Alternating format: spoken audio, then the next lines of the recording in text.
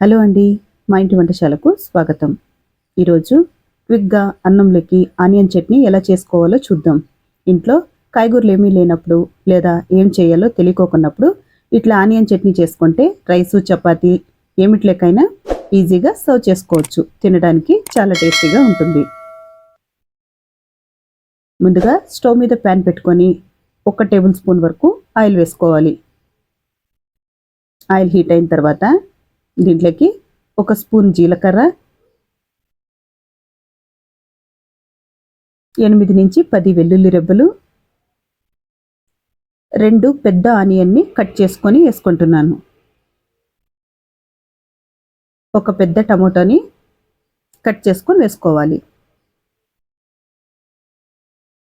ఇవన్నీ ఒకసారి కలిపేసుకొని ఇప్పుడు దీంట్లోకి ఒక చిన్న నిమ్మపండు సైజు చింతపండుని వేసుకోవాలి. మూత పెట్టేసి ఆనియన్ టమోటో కుక్ అయ్యే వరకు కుక్ చేసుకోవాలి. ఇట్లా సగం ఉడికితే సరిపోతుంది.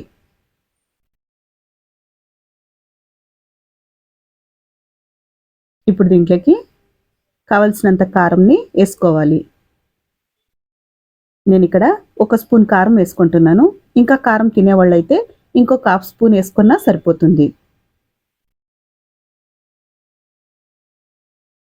ఇది ఒకసారి కలిపేసుకొని ఇప్పుడు దీంట్లోకి కొంచెం కొత్తిమీర వేసుకోవాలి.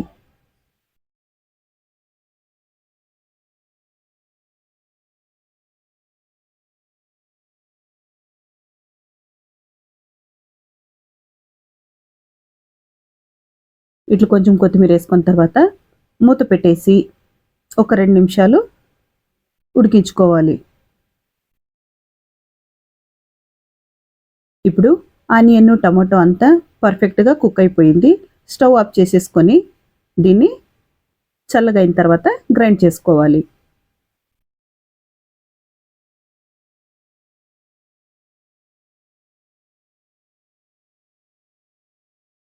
ఇట్లా అంతా చల్లగా అయిపోయిన తర్వాత దీన్ని మిక్సీ జార్లోకి వేసేసుకుంటున్నాను.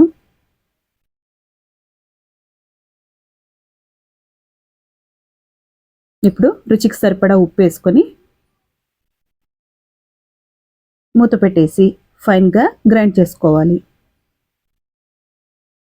మూత పెట్టేసి దీన్ని ఫైన్గా గ్రైండ్ చేసుకోవాలి. ఇట్లా గ్రైండ్ చేసుకున్న తర్వాత దీన్ని ఒక బౌల్లోకి తీసేసుకొని ఇప్పుడు దీనికి తిరుపతి పెట్టేసుకుందాం. ఒక చిన్న కడాయిలోకి 1 స్పూన్ ఆయిల్ వేసుకొని హీట్ అయిన తర్వాత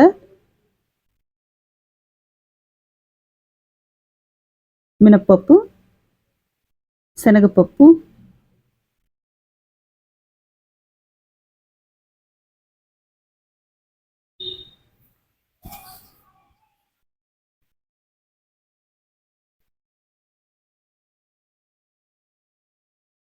ఆవాలు, జీలకర్ర,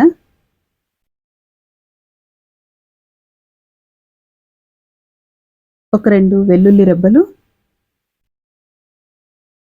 కొంచెం కరివేపాకు వేసుకోవాలి.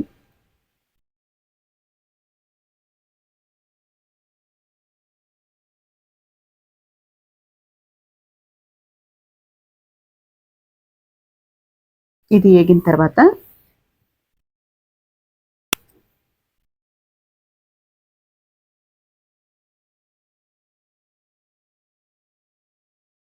చట్నీలోకి వేసేసుకోవడమే.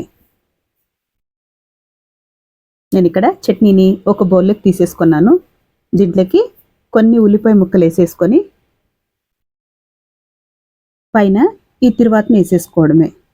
అంతేనండి, ఈజీగా సింపుల్గా ఆనియన్ చట్నీని ఇలా చేసేసుకుంటే వేడివేడి అన్నంలోకి చాలా టేస్టీగా ఉంటుంది.